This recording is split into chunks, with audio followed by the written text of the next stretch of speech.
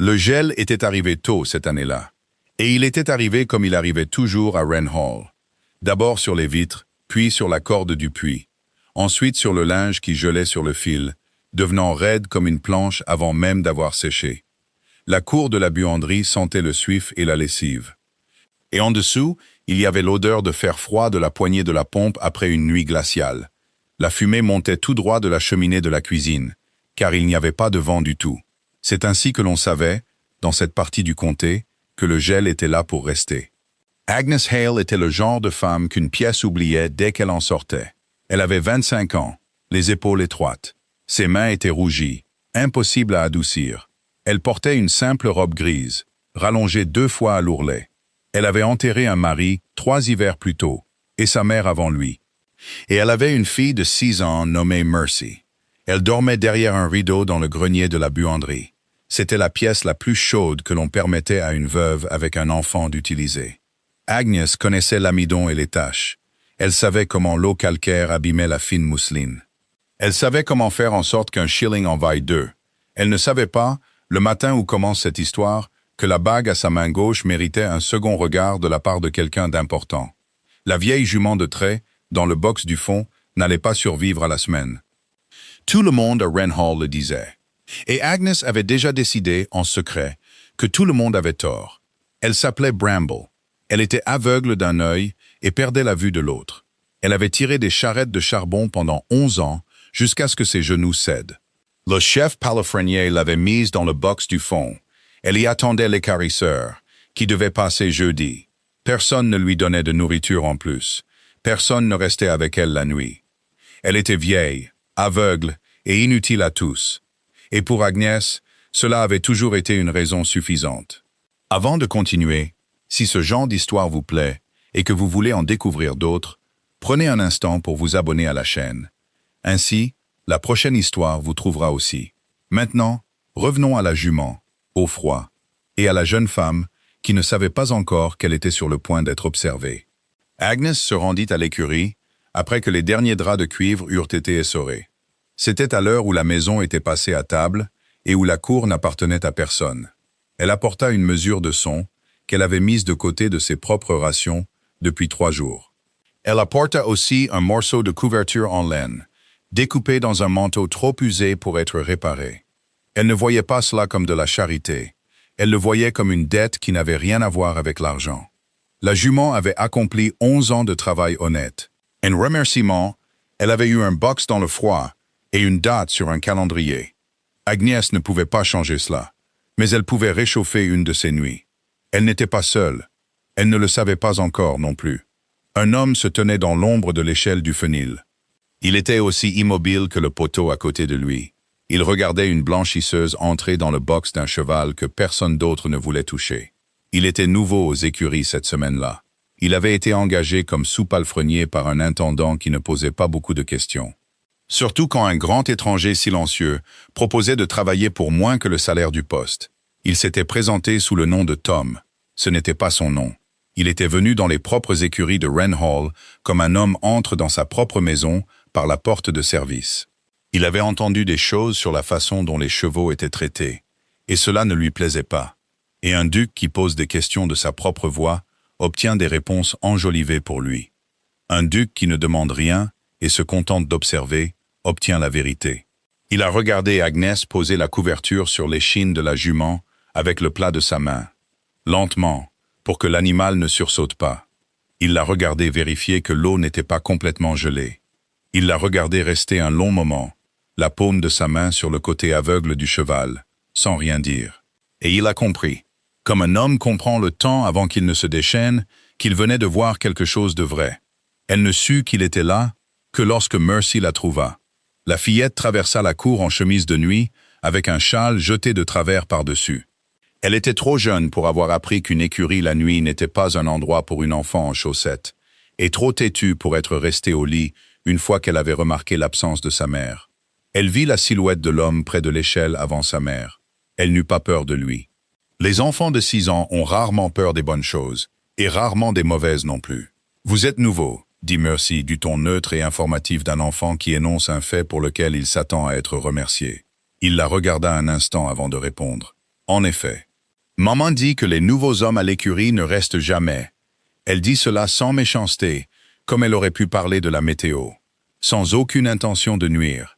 Il garda sa voix basse et égale. C'était la voix d'un homme habitué à être obéi sans avoir à l'élever, bien que rien dans son manteau ou ses bottes ne l'aurait indiqué. Le froid la fera partir plus vite qu'une réprimande. Mercy n'écoutait pas. Elle avait saisi sa main dans les siennes, comme le font les enfants, sans demander. Elle la tourna vers la lumière de la lanterne, car quelque chose avait attiré son attention. « Monsieur, dit-elle, ma mère a une bague comme la vôtre. » Il devint très immobile. C'était une petite chose, un simple anneau d'or vieilli et doux. Un oiseau y était gravé, les ailes repliées. Un roitelet pas plus grand qu'un ongle, serti sous un petit nœud usé. Ce n'était pas une bague que l'on achetait dans une boutique du comté. C'était une bague fabriquée une seule fois par un seul joaillier, sur l'ordre d'un seul homme, mort depuis 1 an. Et elle était donnée de la main même de cet homme aux personnes qui l'avaient aidé, en leur disant de ne jamais le nommer. Simon Calder, 9e duc de Calder, se tenait dans sa propre écurie, dans un manteau d'emprunt. Il portait la bague de son père à son petit doigt, car il n'avait pas pu l'enlever depuis les funérailles. Il avait cru, jusqu'à ce moment, qu'il en existait peut-être une douzaine d'autres comme celle-ci dans toute l'Angleterre, portées par des gens qu'il n'avait jamais rencontrés et ne savait pas comment trouver. Il ne savait pas alors que la femme agenouillée près de la couverture d'une jument mourante, tordant ses mains sur son tablier et s'excusant pour l'audace de sa fille, était l'une d'entre elles, et que la bague à sa propre main fine avait été donnée à sa mère par son père, 11 ans avant que l'un ou l'autre n'ait pensé à demander pourquoi. « Mercy », dit à nouveau Agnès, plus doucement cette fois, en tirant l'enfant par l'épaule. « Ça suffit. Monte, je te suis tout de suite. » La fillette partit, à contre-cœur, jetant un dernier regard à la main de l'étranger, comme si elle voulait s'en souvenir. Agnès ne présenta pas sa propre main pour qu'il l'inspecte. Elle la cacha plutôt dans les plis de son tablier. Le vieux réflexe d'une femme pauvre qui a appris que tout ce qui lui appartient et qu'un gentleman regarde de trop près finit généralement par causer des ennuis. Elle dit « Tout ce qui lui passe par la tête, monsieur. J'espère qu'elle ne vous a pas offensé. » Aucunement. Sa voix était devenue plus rauque qu'il ne l'avait voulu. Il s'éclaircit la gorge. « Où avez-vous eu cette bague, si je puis me permettre ?» C'était celle de ma mère. Le menton d'Agnès se releva légèrement. Ce n'était pas exactement du défi, mais la réaction d'une femme à qui on a déjà demandé de justifier ses possessions et qui n'apprécie pas cela. Elle n'est plus de ce monde. Je ne vois pas en quoi cela regarde les écuries, monsieur. Pardonnez-moi. Non. Il acquiesça. Ce n'est pas leur affaire. Il ne dit rien de plus. Il la regarda partir, une silhouette mince, traversant la cour gelée, la main de sa fille dans la sienne. Et il resta là un long moment, avec la jument respirant chaudement et lentement derrière lui. Il fit tourner la bague de son père, une fois autour de son doigt. Il comprit qu'il était venu aux écuries de Wren Hollow pour surprendre un homme qui volait l'argent de la nourriture, et qu'il avait trouvé à la place quelque chose pour lequel il n'avait pas encore de mots. Le lendemain matin, la chef des blanchisseuses informa Agnès que la jument du box du fond avait été retirée de la liste de l'équarrisseur. C'était sur ordre du nouveau sous-palefrenier, qui avait dit à l'intendant que le cheval était assez solide pour la charrette des enfants, et qu'il n'accepterait aucune discussion à ce sujet. Agnès ne dit rien en l'apprenant. Elle resta juste un instant immobile, un drap mouillé dégoulinant sur la bassine, puis continua de l'essorer. Car une femme qui montre trop d'émotion pour une affaire d'écurie s'expose à des questions auxquelles elle ne souhaite pas répondre. Elle ne savait pas que Tom était allé voir l'intendant 2 autres fois cette semaine-là pour des questions tout à fait différentes. Des corrections discrètes sur la façon dont la nourriture était pesée, et sur la façon dont on parlait à un garçon de 13 ans qui s'occupait des box du fond quand il était lent. Elle ne savait pas que l'homme posait en passant des questions à l'air anodin sur le personnel de la buanderie. Depuis combien de temps Madame Hale était-elle en service, si elle avait de la famille, si le père de l'enfant lui avait laissé quelque chose? Elle ne savait pas qu'il s'était rendu à la salle des archives 3 nuits de suite, là où les vieux registres de Wren Hall étaient conservés sous la poussière et l'oubli. Il cherchait un nom dont il se souvenait à moitié, tiré d'une colonne que son père avait autrefois gardée secrète, même pour lui. Il le trouva la 3e nuit. Eleanor Hale, une veuve accueillie et aidée discrètement l'hiver, où son mari s'était noyé en traversant le bief du moulin avec une charge qu'il n'aurait pas dû porter seul. On lui avait accordé une petite pension, versée par l'intermédiaire du recteur pour qu'aucun nom ne puisse être retracé jusqu'à Wren Hall, et une bague, notait l'entrée, envoyée de la main même du duc, afin qu'elle sache où trouver un ami si le besoin s'en faisait à nouveau sentir. L'entrée s'arrêtait là. Son père était mort avant que le besoin ne se présente à nouveau, et personne n'avait pensé à dire au fils qu'une dette de ce genre pouvait encore être due. Simon Calder resta assis un long moment dans la petite pièce froide, le registre ouvert sur ses genoux. Il ne bougeait pas. Il pensait à une femme aux mains rouges et à la robe grise simple, penchée sur un cheval aveugle dans le noir.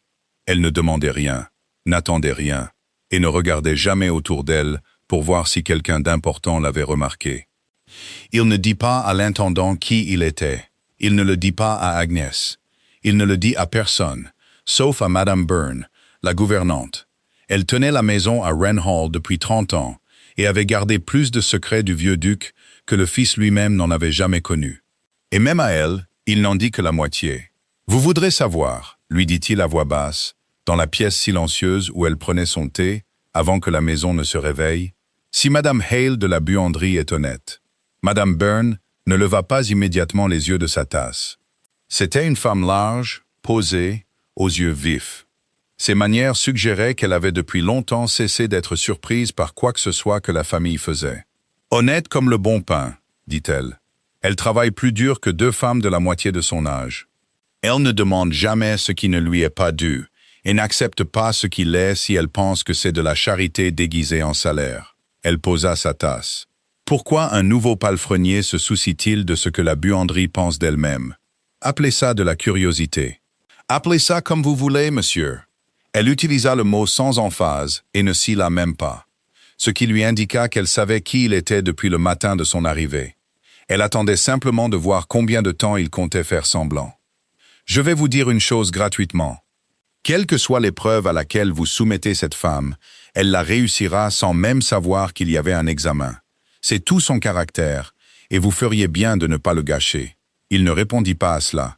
Il hocha simplement la tête une fois, sortit dans le froid, et ne dit absolument rien à Agnès. La proximité fit le reste du travail cet hiver-là, comme toujours. Tom, le sous-palefrenier, fut chargé, par son propre arrangement discret avec l'intendant, de transporter les harnais réparés et le linge entre l'écurie et la buanderie. Cela le plaçait sur le seuil d'Agnès 2 ou 3 fois par semaine, les bras chargés de cuir ou de laine mouillée, et sans bonne excuse pour s'attarder. Et il s'attardait quand même. « Vous avez un talent pour ça, » lui dit-il une fois, en la regardant enlever une tache d'huile de lampe d'une chemise de palefrenier avec seulement de l'eau froide, du sel et de la patience. « Je l'aurais jeté au feu. Alors c'est une bonne chose que vous ne soyez pas payé pour faire la lessive, monsieur. » Elle ne leva pas les yeux. Il n'y avait aucune impertinence dans sa voix, seulement la certitude tranquille d'une femme qui connaissait son métier mieux qu'il ne connaissait le sien. L'huile part si vous agissez vite et que vous ne l'ébouillantez pas. Ébouillantez-la, et elle est ruinée pour de bon. Est-ce une règle qui ne s'applique qu'aux tâches? Elle le regarda alors, rapidement. Quelque chose dans son visage disait qu'elle avait entendu la question sous-jacente à la question, et qu'elle avait délibérément choisi de ne pas y répondre. « Je ne saurais vous dire, monsieur. Je ne fais que la lessive. » Son refus lui plut plus qu'une réponse ne l'aurait fait. C'est au cours de cette même semaine que Mercy vint le trouver dans la cour, solennel comme un magistrat. Elle l'informa que sa mère lui avait dit de ne jamais rien accepter d'un gentleman qu'elle ne connaissait pas. Est-ce que cette règle s'appliquait aux palefreniers? Parce qu'un palefrenier n'était pas tout à fait un gentleman, n'est-ce pas? Je ne saurais le dire, lui répondit-il en s'accroupissant pour être plus près de sa taille. Ce n'était pas une chose que les ducs faisaient avec les enfants de la buanderie en général, et il le fit sans y penser. « Qu'est-ce que tu aimerais prendre? »« Rien. » Elle le toisa du regard. « Je voulais juste connaître la règle. Alors la règle tient.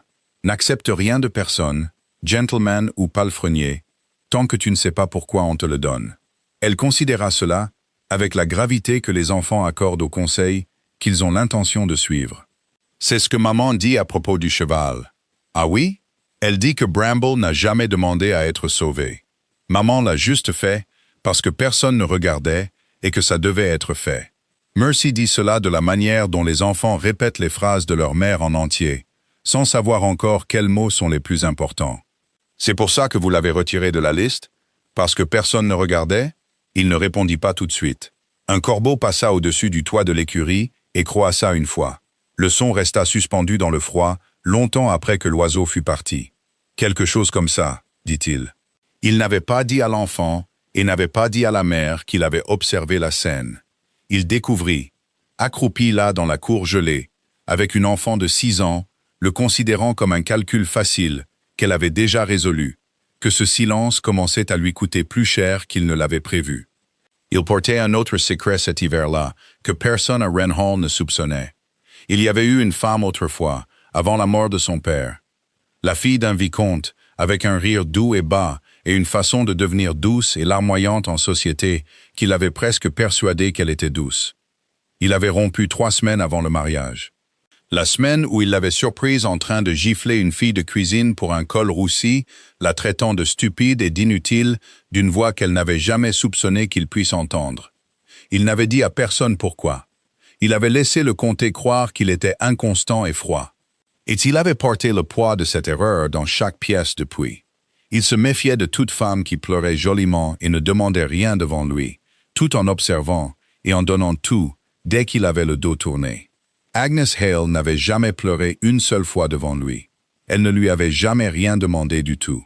Cela le troublait plus que des larmes ne l'auraient fait. Il commença, sans en parler à Madame Byrne, sans en parler à l'intendant, sans en parler à personne, à faire en sorte qu'un peu de charbon supplémentaire trouve son chemin jusqu'au grenier de la buanderie où dormaient une veuve et sa fille, et que la porte du grenier, qui pendait de travers et laissait passer les courants d'air depuis 2 hivers, soit discrètement réajustée un après-midi pendant qu'Agnès était au puits. Il demanda chaque fois que son nom ne soit pas mentionné.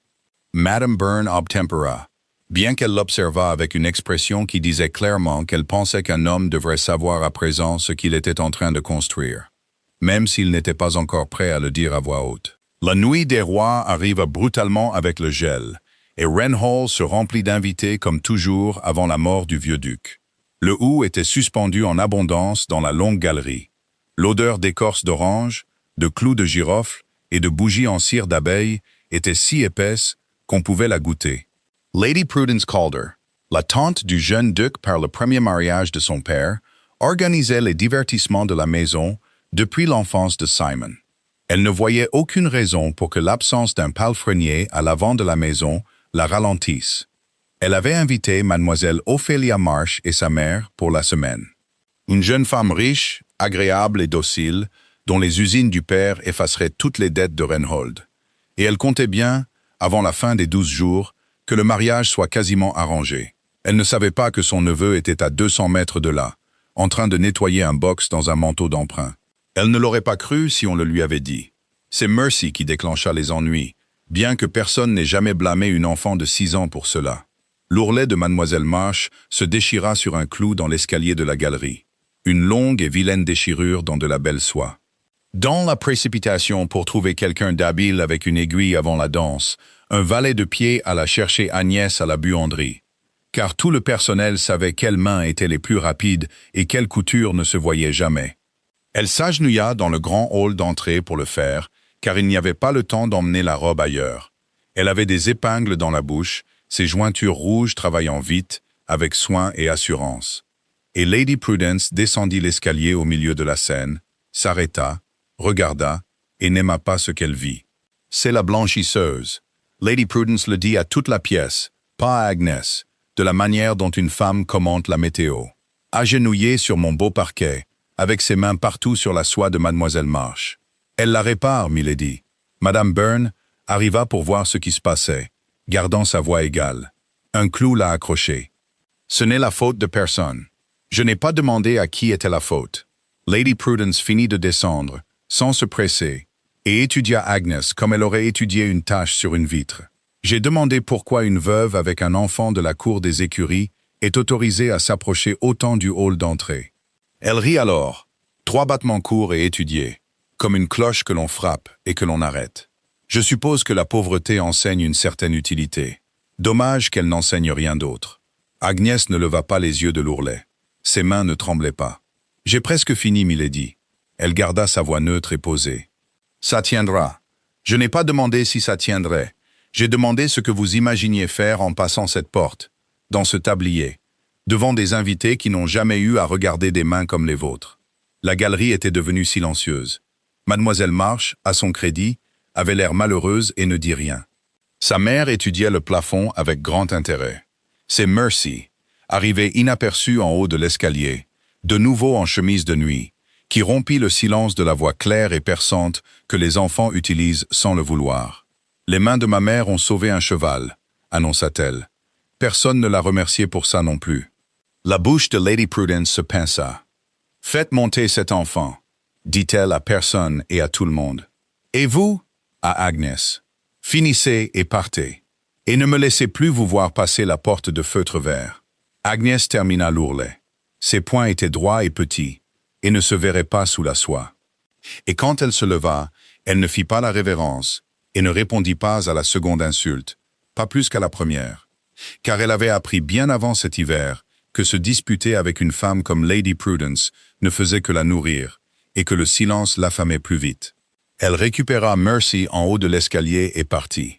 Et ce n'est que dans l'obscurité du passage de service, hors de la vue de tous, que ses mains tremblèrent enfin, une fois, violemment, avant qu'elle ne les force à s'arrêter. Tom était dans la cour de l'écurie quand elle la traversa. Il portait des sacs de nourriture qu'il n'avait pas besoin de porter à cette heure. Il vit son visage avant qu'elle ne le voie, et quelque chose en lui devint froid et immobile, d'une manière qui ne lui était pas arrivée depuis très longtemps. « Que s'est-il passé ?»« Rien, monsieur. » Elle ne ralentit pas. « Rien qui ne soit déjà arrivé. Ce n'est pas une réponse. C'est la seule que j'ai ce soir. » Elle le regarda alors, et il n'y avait aucun apitoiement dans son regard, seulement une honnêteté plate et fatiguée. « Je répare les ourlets, et on ne m'invite pas à danser. C'est tout l'arrangement, et je le savais avant de prendre ce poste. Je vous serais gré de ne pas en faire plus que ce que c'est. » Il voulut, désespérément, lui dire qui il était à ce moment-là, revenir par la porte d'entrée et mettre fin à tout cela en 3 mots. Il ne le fit pas. Il avait déjà vu la cruauté se parer de belle manière. Il savait que le moyen le plus rapide de faire en sorte qu'une femme comme Lady Prudence déteste une blanchisseuse pour de bon était de laisser la blanchisseuse être vue défendue par le duc. Alors, il ne dit rien et détesta ce silence.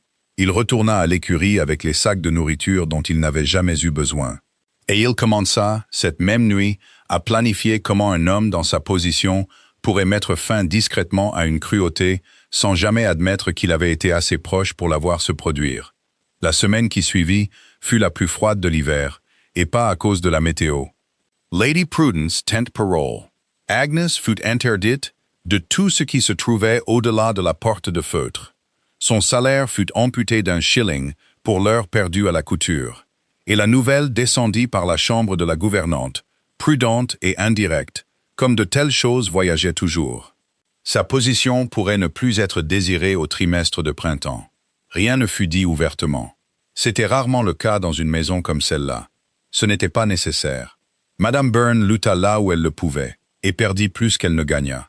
Car Lady Prudence, avec l'absence continue et inexpliquée du jeune duc de son propre salon, s'était faite maîtresse de la maison en tout sauf le nom, et la parole d'une gouvernante ne portait pas plus loin que celle d'un membre de la famille.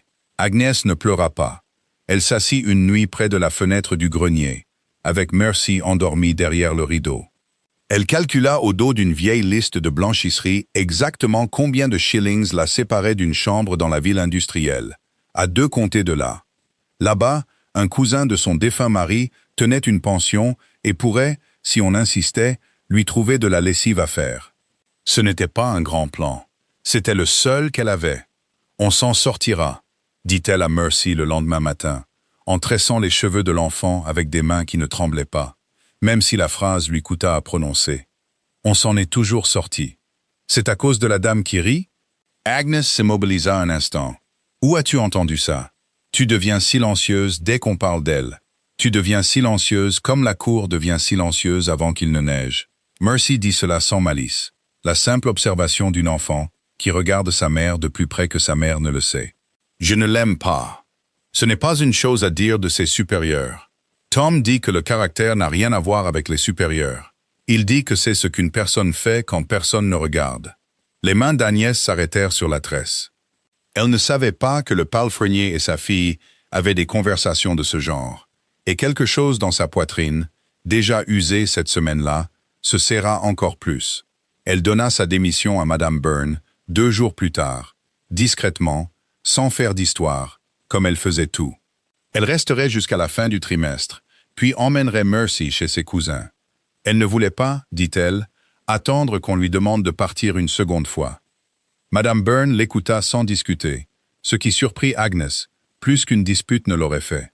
Puis elle posa sa couture et la regarda un long moment. « Avant de vous briser le dos sur une décision prise sous le coup de la colère, dit Madame Byrne, vous feriez mieux d'entendre quelque chose que j'ai gardé plus longtemps que je n'aurais dû. Je ne suis pas en colère, Madame Byrne. Je suis raisonnable.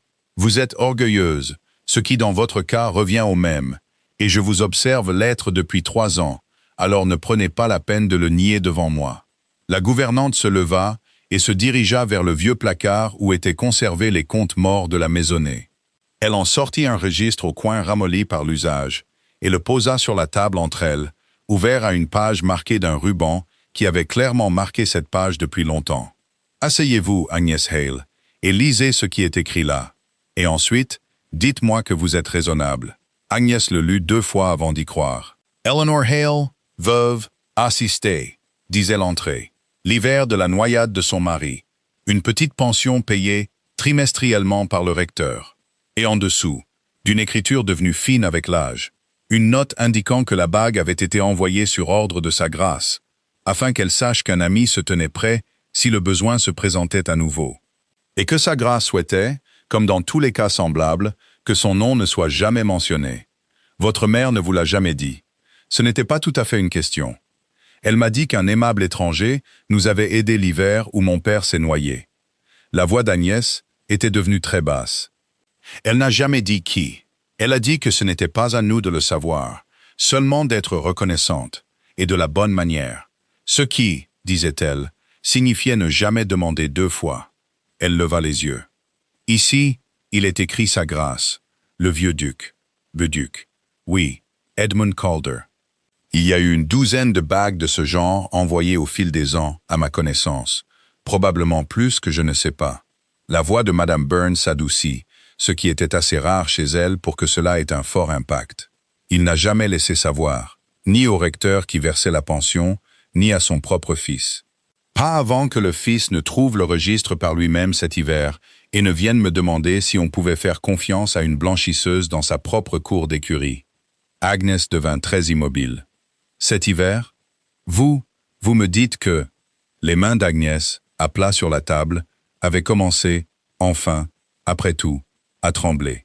Vous me dites que l'homme qui prend des nouvelles de Mercy dans la cour, l'homme qui a sauvé Bramble du chariot de l'équarrisseur, l'homme au manteau d'emprunt, qui porte des harnais qu'il n'a aucune raison de porter, jusqu'à une porte de buanderie, 2 fois par semaine.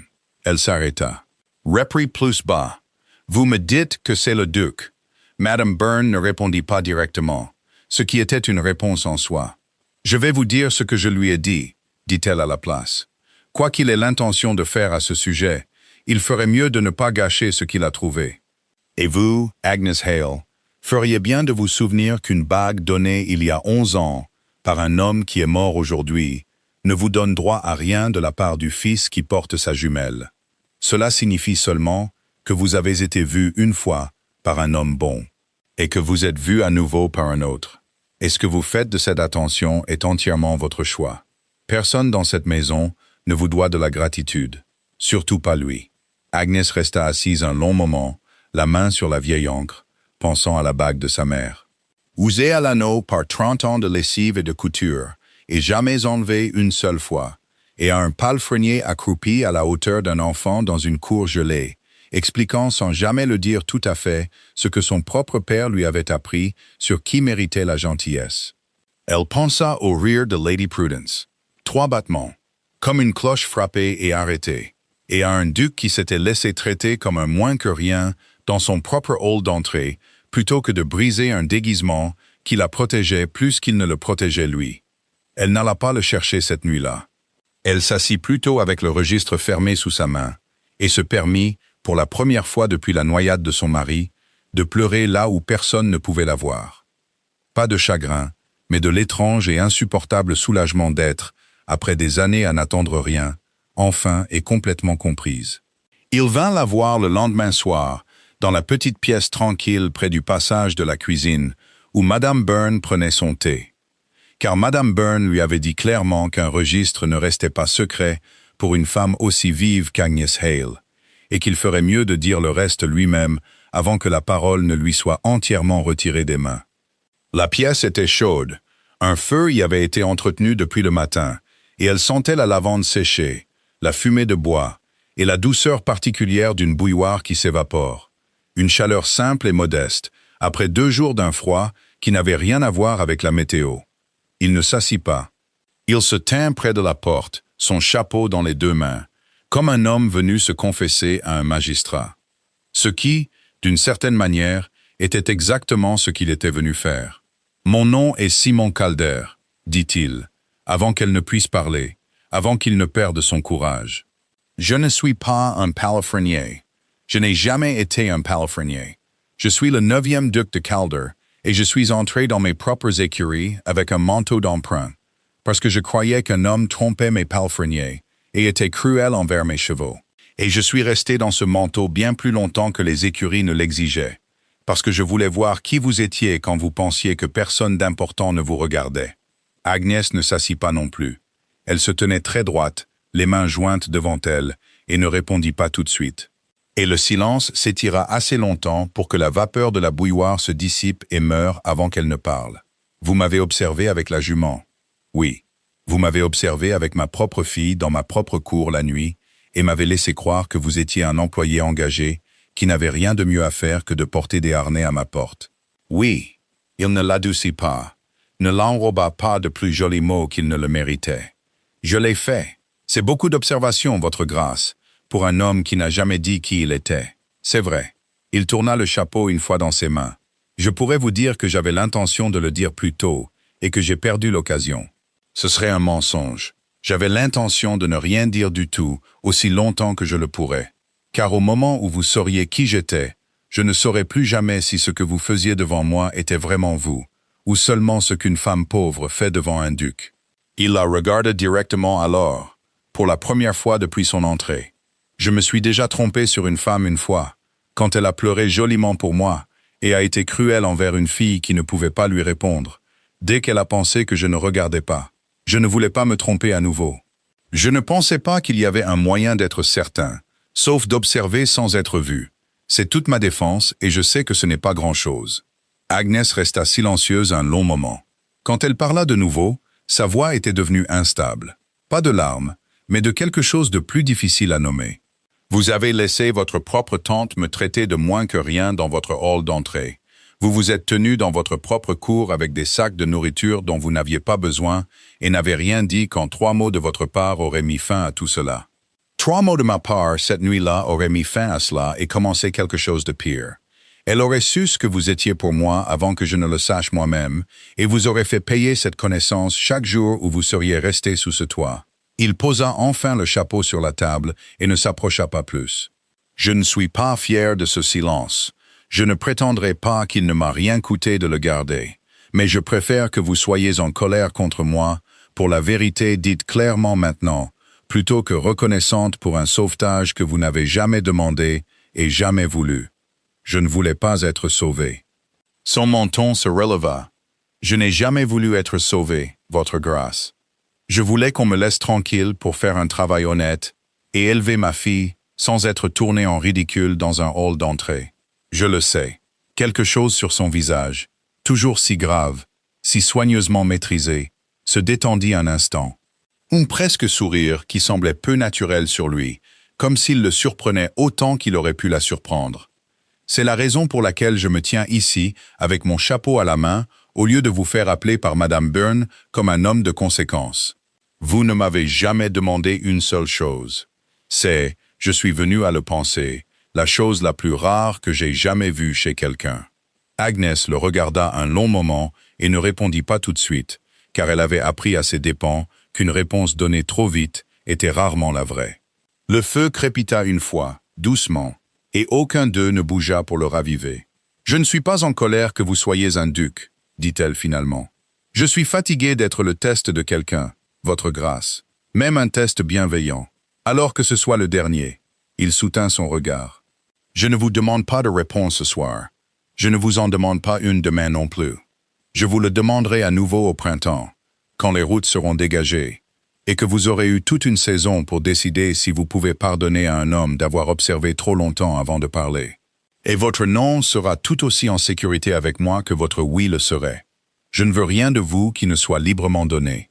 Je n'ai rien voulu d'autre depuis la nuit où je vous ai vu vous agenouiller dans le froid pour un cheval qui ne pourrait jamais vous en remercier. » Elle ne le remercia pas. Elle ne fit pas la révérence. Elle sortit de la pièce tranquille, le dos très droit, et elle ne savait pas, en marchant dans le passage froid vers le grenier où dormait sa fille, qu'elle avait déjà, sans tout à fait se l'admettre, commencé à compter les semaines jusqu'au printemps. Le printemps arrive lentement cette année-là, comme toujours après un hiver rigoureux, de la boue avant le vert, des ciels gris avant le bleu. Et pendant tout ce temps, Simon Calder tint exactement sa parole. Il ne la fit pas appeler. Il n'organisa pas de rencontre dans la cour comme Tom le palefrenier l'avait fait autrefois. Il rendit son propre nom à sa propre maisonnée, rejeta les plans de Lady Prudence pour Mademoiselle Marsh avec une courtoisie si complète qu'elle ne put y trouver aucun grief valable. Il fit savoir, sans aucune annonce, seulement par le simple fait, que Madame Hale de la buanderie devait être traitée comme n'importe quel autre locataire de la maison, et pas autrement. Il vint la voir en avril, lorsque le premier ver était bien installé sur les haies. La jument Bramble avait été déplacée dans le bon pâturage sous le verger pour passer le reste de ses jours à ne rien faire d'autre que de se tenir au soleil. Ce qu'elle semblait, dans sa manière aveugle et ancienne, considérer comme un salaire équitable pour 11 ans de transport de charbon. Il trouva Agnes là, à la clôture du pâturage, sa main posée sur le nez de la jument. Il vint se tenir à côté d'elle sans un mot pendant un moment, regardant l'animal respirer. « Je vous ai dit que je vous le demanderai à nouveau au printemps. En effet, je vous le demande. » Elle se détourna de la jument pour le regarder correctement, à la lumière du jour, dans ses propres vêtements. Un duc et non un palefrenier. Et elle découvrit qu'elle ne ressentait pas la distance qu'elle s'était attendue à ressentir. « Vous n'avez jamais rien demandé la première fois, votre grâce. Vous m'avez seulement dit que vous aviez l'intention de le faire un jour. Alors laissez-moi le faire correctement. » Il retira son gant lentement, doigt par doigt. Le mouvement simple et posé d'un homme qui voulait que sa main nue soit celle qui atteigne la sienne.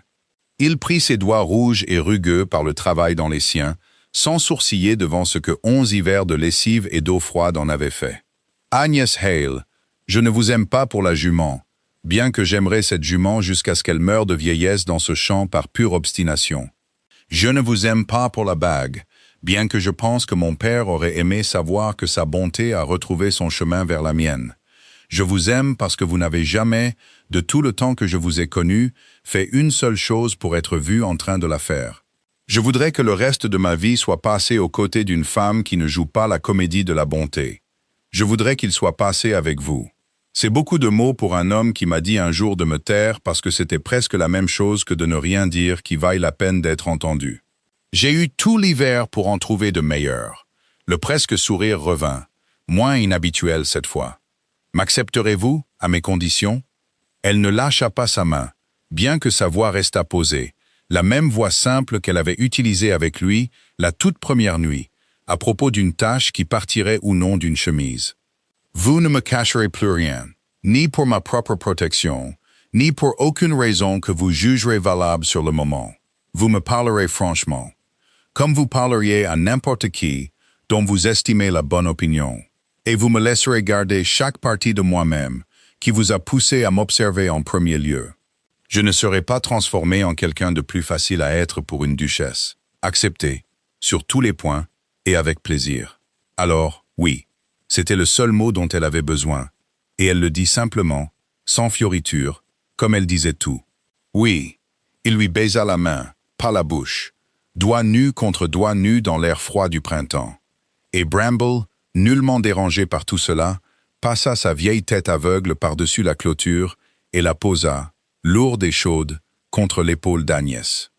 Comme si elle aussi avait attendu tout l'hiver exactement ce moment. Le mariage, quand il eut lieu, fut modeste pour un duc.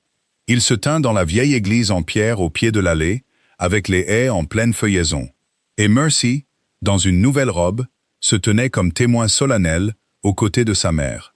Si le comte parle pendant une saison du mariage d'un duc avec sa propre blanchisseuse, il en parla beaucoup moins une fois qu'on sut de qui elle était vraiment la fille, et encore moins lorsque la nouvelle duchesse prouva, en moins d'un an, qu'elle gérait les comptes des locataires avec une équité que les anciens n'avaient jamais connue. Lady Prudence partit dans le mois pour la maison d'une sœur sur la côte à Scarborough. Là, selon tous les témoignages, elle fut reçue avec exactement la chaleur qu'elle avait montrée à une blanchisseuse dans un hall d'entrée. Et pas plus. Mademoiselle Ophelia Marsh, libérée sans une tache sur sa réputation, épousa un baronnet l'automne suivant. Il pensait que son rire, contrairement à celui d'une autre dame, était le plus beau son dans n'importe quelle pièce, et il avait, de l'avis de tous, entièrement raison. Madame Byrne resta gouvernante jusqu'à ce qu'elle choisisse elle-même, de son plein gré, de se retirer dans un cottage sur le domaine avec une pension que personne n'eut à demander 2 fois d'arranger. Et elle vint dîner à la maison le dimanche pour le reste de sa longue vie, toujours aussi sèche en apparence, chaleureuse en dessous, et ne laissa jamais aucun d'eux oublier lequel des deux l'avait fait garder le secret du registre le plus longtemps. 1 an plus tard, presque à la semaine près, le feu dans le petit salon de Wren Hall brûlait bas et doré contre un gel précoce. Et Agnès, duchesse de Kildare maintenant, bien qu'elle se pensât rarement par ce titre, était assise avec la main nue de son mari entrelacée dans la sienne. Elle regardait Mercy poursuivre un chiot à moitié grandi à travers le tapis de cheminée, avec la joie féroce et particulière d'une enfant qui n'a jamais eu à se demander si elle était en sécurité. Dehors, dans le bon pâturage sous le verger, une vieille jument aveugle se tenait dans la dernière lumière du jour. Exactement là où elle s'était tenue tout l'été, ne demandant rien à personne, méritant tout et l'ayant reçu. Bramble avait tenu un autre hiver, têtu comme toujours, et la bague au roitelet qu'Agnès portait toujours à sa main gauche captait la lumière du feu, comme elle avait capté la lumière de la lanterne dans une écurie froide 1 an auparavant. Quand les mots simples et sans défense d'une enfant avaient révélé à un duc caché exactement qui était sa mère. Simon ne lâcha pas sa main. Il lui avait dit une fois qu'il n'avait pas l'intention de lui demander quoi que ce soit qui ne soit pas librement donné. Et en 1 an de mariage, il s'y était tenu en tout point. Et elle en était venue à comprendre que c'était cela, plus que le titre, plus que la maison, plus que la bague elle-même, qui était tout ce qu'il avait à lui donner. Le caractère, lui avait dit sa mère une fois, bien avant qu'il n'y ait de duc dans l'histoire, n'est que ce qu'une personne fait quand elle croit que personne d'important ne la regarde. Agnès avait cru cela toute sa vie, sans jamais s'attendre à ce que cela soit vu, et encore moins récompensé. Et à la fin, ce fut les deux. Il y a quelque chose de tranquillement réconfortant dans une histoire où la chose la plus gentille que quelqu'un ait jamais faite a été faite sans aucun public. Et cela est resté avec elle, longtemps après que le feu se soit éteint, comme le fait toujours une bonne histoire. Si elle est restée avec vous aussi, abonnez-vous à la chaîne pour que la prochaine vous trouve quand elle sera prête.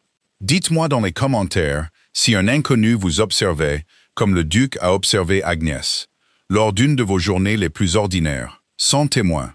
Qu'est-ce qu'il aurait vu? D'ici la prochaine histoire, restez au chaud. Et restez bienveillant quand vous pensez que personne ne regarde.